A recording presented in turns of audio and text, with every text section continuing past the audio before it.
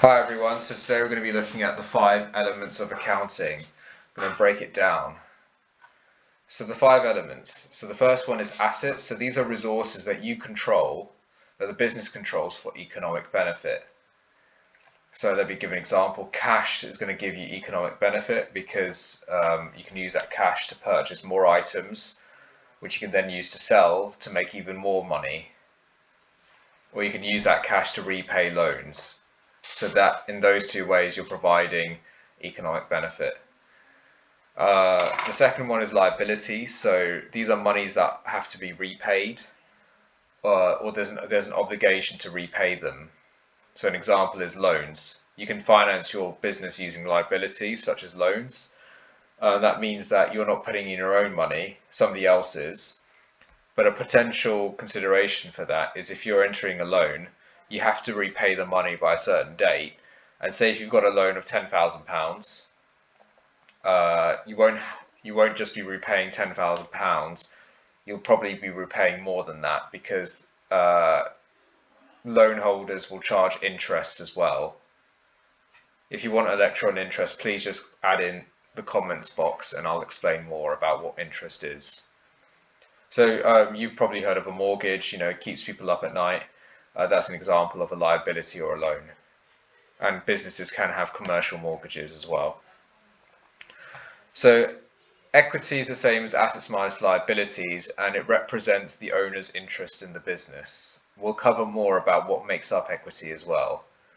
So the higher the equity is, the more rich the owners are getting as a result of the business.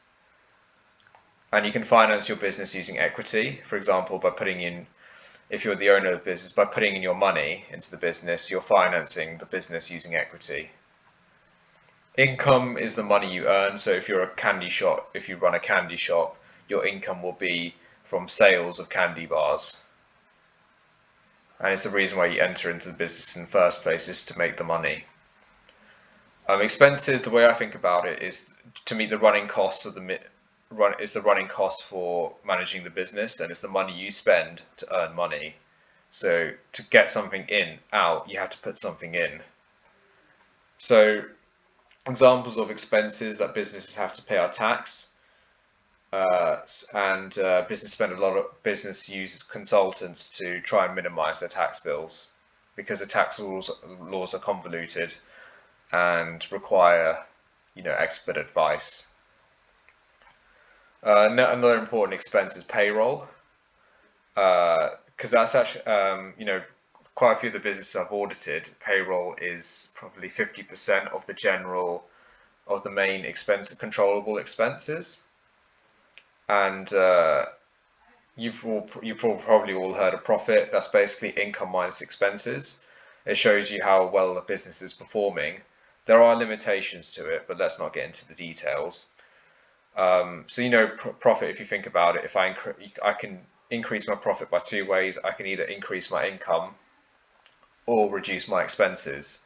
So quite a lot of businesses try and reduce their expenses by cutting the number of staff they have on payroll or reducing payroll costs. So that could be a good thing because it means the business is more efficient, or it could be a bad thing because if you're cutting people who are integral, who are an important part of the business, your quality of work will suffer and you might lose clients. So there are lots of considerations. It's not just about the figures, the profit figure. It's not just about the bottom line, the profit figure. So the Conceptual Framework published by the International Accounting Standards Board, defines gives the exact definitions of the 5 elements. So let's have a look at them. So asset, present economic resource, it's controlled by the business as a result of past events. So an example of an asset might be a vehicle, purchase of the vehicle and entering into agreement would be the past event. And it has the right to produce economic benefits. So for a taxi driver the car is an asset because it's helping the taxi driver make money. If he didn't have the car, he wouldn't be a taxi driver. He would just be, I don't know, an escort maybe, escorting somebody from one destination to another. So the next thing, obviously liability, we said that is an obligation, so the entity has to repay it. Transferring an economic resource, so normally an asset, normally we think of it as cash as a result of past events. So the past event would be entering into a loan agreement, for example. Equity, this definition is basically what we said, it's assets minus liabilities. From an income, so then we look at the profit figures, so income. So this definition I'm going to explain a bit more using an example to put it into context. So you have a tutoring service, it generates income. A result of that income, a result of tutoring service is that you're increasing your cash, which is an asset. And because of the equation, if you're increasing assets and your liabilities are the same, you're going to increase equity. Expenses, on the other hand, are the opposite. So for example, if you have staff costs, you're going to reduce cash and asset if the staff costs are paid, but it's also liability if they're unpaid because of employment laws. There's an obligation, legal obligation to pay some staff money. There's a minimum wage. Now there were some exceptions. There is an exception to the rule that I just said. So for income, I've highlighted the exception, and I'm just going to explain a bit more. So, one of the main ways a business is funded is by owners putting their own money into the business. And if they're putting their own money into the business, common sense would dictate that's not income. And you're right, it isn't. It's just them putting their own money, and it's called capital. So it's not income. So if you can't just inflate your income by saying by the owner putting in more money into the business. That's not how it works. It doesn't. Not how it works. Expenses is the same, except this time the owners are drawing money out of the business at their own discretion. So if they're a sole trader, if they're just running a business and it's not a company, they can just take out money whenever they want through drawings. If they're a company, so normally for a company, the owners might not be the same as the people running the business. The people running the business might decide, I want to distribute some of the monies in the business to the owners of the business. And in that case, it's not expenses either.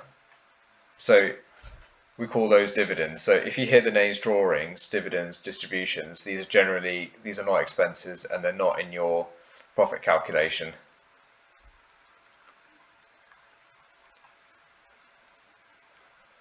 Okay, so equity, let's have another way of looking at it. So we looked at the liability equity equals assets minus liabilities. But let's have a look at another way of thinking about it. So it's the money that the business owners are putting into the business, but it's nothing to do with, we exclude any monies the business has to repay back to the owners. So there's no obligation.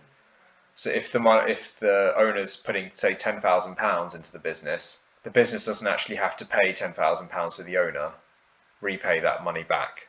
So there's no obligation. We take away any monies that the business is drawing out from, any monies the owners are drawing out from the business. So if you hear the words drawings of dividends, you take those away. But sometimes the owners of the business might be on the payroll or paid a salary. In this case, we don't factor this. This is treated as an expense. Okay, so we ignore it. So then we add in profits accumulated over time.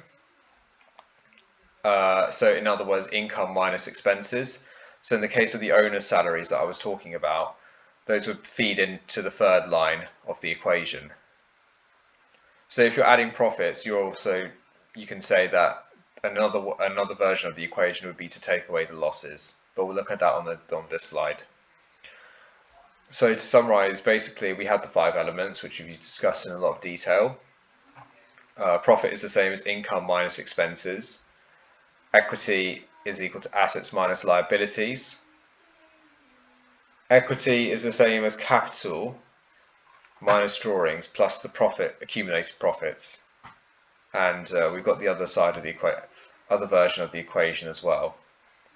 So I hope that was helpful, and please add any comments at the end of the video. in the YouTube section. It would be great to know what you think, and I hope it was helpful. Thanks. Bye.